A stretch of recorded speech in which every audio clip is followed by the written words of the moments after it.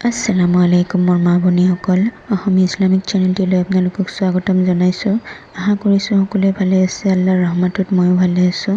আজিৰ আমাৰ বিষয়টো হৈছে শুক্ৰবাৰ বা জুমাবাৰ মুছলমানসকলৰ কাৰণে কিমান গুৰুত্বপূৰ্ণ। ভিডিঅ'টো স্কিপ নকৰি শেষলৈকে চাব। বলক তেন্তে ভিডিঅ'টো আৰম্ভ কৰোঁ। মোৰ মা ভনীসকল, 7 দিনৰ ভিতৰত শুক্ৰবাৰেই সৰ্বশ্ৰেষ্ঠ দিন। ঈদ উল ফিতৰ আৰু ঈদ উল আজহাতকৈও ই বেছি সন্মানিত দিন। জুমাৰ দিন আৰম্ভ হয় বৃহস্পতিবাৰ মগৰিবৰ পিছৰ পৰা। জুমাৰ দিন আৰু জুমাৰ ৰাতি নূৰেৰে পৰিপূৰ্ণ হৈ থাকে। এই দিনতেই হজৰত আদম আলাইহিছ সালামক পয়দা কৰা হৈছিল আৰু এই দুনিয়ালৈ তেখেতক পঠোৱা হৈছিল। এই দিনাই মুমিনসকলক বেহেস্তলৈ যাবলৈ দিয়া হ'ব আৰু পাপীবিলাকক দোজখত দিয়া হ'ব। আৰু এই জুম্মাৰ দিনাখনেই বেহেস্তবাসীসকলৰ আল্লাহৰ লগত দিদাৰ দেখা সাক্ষাৎ হ'ব। আমাৰ নবী ৰাছুলুল্লাহ সাল্লাল্লাহু আলাইহি ওয়াসাল্লামৰ ৰুহ মুবাৰক এই জুম্মাৰ দিনাখনেই মাতৃগৰ্ভত স্থাপিত হৈছিল। জুম্মাৰ গোটেই দিনটোৰ ভিতৰত এনেকুৱা এটা সময় আছে যি সময়ত মুমিন বান্দাই দোৱা কৰিলে দোৱা কবুল নোহোৱাকৈ নাথাকে। এই সময়টো নিৰ্দিষ্টকৈ জনা নাযায়, তথাপিও এই বিষয়ে দুটা মত উল্লেখযোগ্য।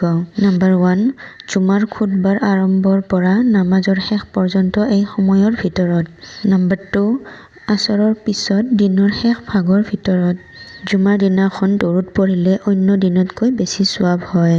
হাদিছ শৰীফত বৰ্ণিত আছে যে জুমাৰ দিনত যিয়ে সূৰা কাহাফ তিলাৱত কৰিব তেওঁ দজ্জালৰ ফিতনাৰ পৰা বাচিব পাৰিব।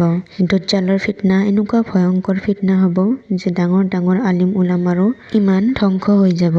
আপুনি সূৰা কাহাফটো গোটেই তিলাৱত কৰিব নোৱাৰিলেও কমচে কম প্ৰথমৰ 10 আয়াত আৰু শেষৰ 10 আয়াত তিলাৱত কৰিবৰ কাৰণে চেষ্টা কৰিব। মোৰ মা ভনীসকল, 12 মাহৰ ভিতৰত ৰমজান মাহৰ ফজিলত মৰ্যাদা আটাইতকৈ বেছি।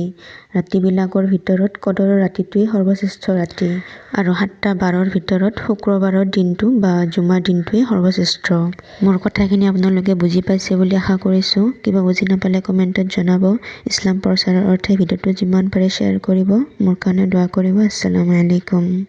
এনেকুৱা ভাল ভাল ভিডিঅ' আগলৈ চোৱাৰ বাবে আমাৰ চেনেলটো ছাবস্ক্ৰাইব কৰিব। কাষতে থকা বেল আইকনটো প্ৰেছ কৰি দিব।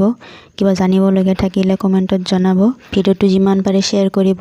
আপোনাৰ এটা শ্বেয়াৰৰ কাৰণে হয়তো কোনোবাৰ উপকাৰ হ'ব পাৰে। আসসালামু আলাইকুম।